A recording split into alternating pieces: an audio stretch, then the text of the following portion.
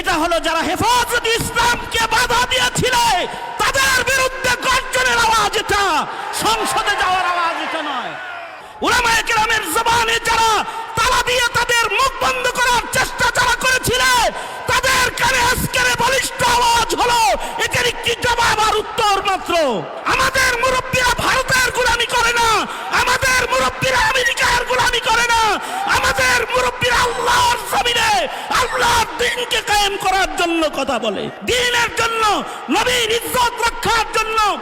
আপনারা যখন যেভাবে ডাকবেন, ঢাকার সবচেয়ে পাশের এলাকা থেকে আমরা সর্বোচ্চ কুরবানি দিতে প্রস্তুত রয়েছি ইনশাআল্লাহ।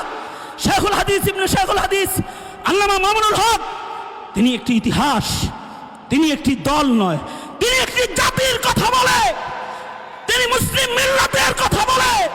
হেফাজতে ইসলাম বাংলাদেশ সিংগাইর উপজেলার উদ্যোগে আয়োজিত গণসমাবেশের সংগ্রামী প্রধান অতিথি উপস্থিত রয়েছেন হেফাজতে ইসলাম বাংলাদেশের সংগ্রামী নেতৃবৃন্দ।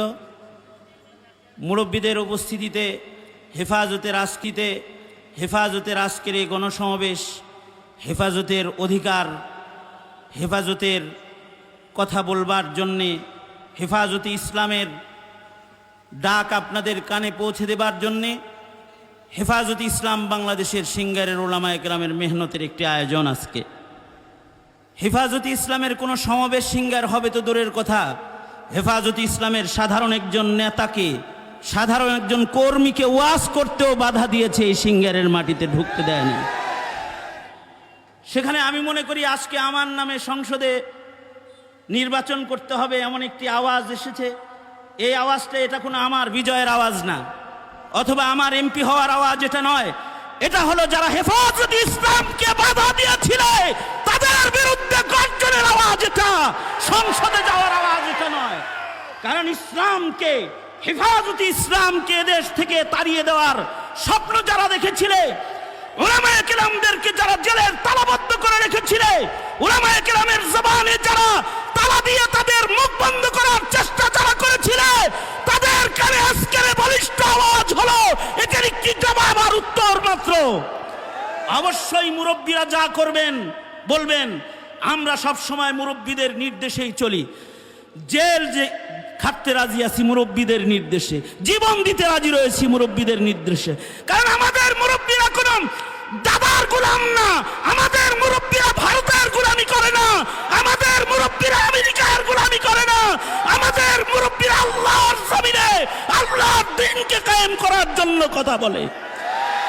সুতরাং আমার সিংগারের মাটিও মানুষ যারা শাহাদাত বরণ করে হিফাজতের আন্দোলনে অংশগ্রহণ করেছে, যারা ঘাম ঝরে হিফাজতকে সামনে বাড়ায় নেওয়ার জন্য সংগ্রাম করে আজকে এখানে এই জায়গায় গণজমায়েত হয়েছে, তাদেরকে বলবো, আমাদের মুরব্বীদেরকে শুধু আমরা এটা বলতে চাই, হেফাজতে ইসলামের যে কোনো কর্মসূচি দেশের স্বার্থে, বৈষম্য দূরীকরণের স্বার্থে, ইসলামের স্বার্থে, দ্বীনের জন্য, নবীর ইজ্জত রক্ষার জন্য আপনারা যখন যেভাবে ডাকবেন, ঢাকার সবচেয়ে পাশের এলাকা থেকে আমরা সর্বোচ্চ কুরবানি দিতে প্রস্তুত রয়েছি ইনশাআল্লাহ।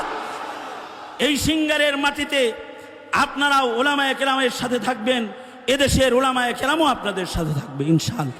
উলামায়ে কেরামের দ্বারায় কোনো জুলুম হবে না, অত্যাচার হবে না, এ আশাবাদ ব্যক্ত করেই আমি আপনাদের কাছ থেকে আমার সভাপতির বক্তব্য শেষ করে প্রধান অতিথিকে আমন্ত্রণ জানাতে চাই, যাকে এক নজর দেখার জন্য বাংলাদেশের সর্বত্র ভিড় হয়।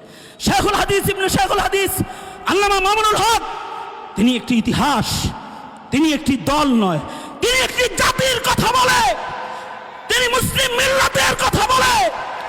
আজকের মহতী এ সম্মেলনের প্রধান অতিথির বক্তব্য দেওয়ার জন্য আমন্ত্রণ জানাচ্ছি হেফাজতে ইসলাম বাংলাদেশের সংগ্রামী যুগ্ম মহাসচিব এবং আজকের মহতী সম্মেলনের প্রধান বক্তা আল্লামা মামুনুল হক দামাত বারকাতুহুম।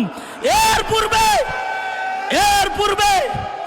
পূর্বে মামুনুল হক সাহেবের বক্তব্যের পূর্বে আমাদের প্রধান অতিথি হেফাজতে ইসলাম বাংলাদেশের সংগ্রামী মহাসচিব, আমাদের সকলের মুরব্বী, জাতির চরম সংকটে যিনি হেফাজতে ইসলামকে আগলে রেখেছেন, ভালোবাসা দিয়ে, ত্যাগ দিয়ে, কুরবানি দিয়ে হেফাজত ইসলামকে যিনি আগলে ধরে রেখেছেন, আজকের মহতি মজলিসের সম্মানিত প্রধান অতিথি আপনাদের সামনে গুরুত্বপূর্ণ বক্তব্য পেশ করবেন।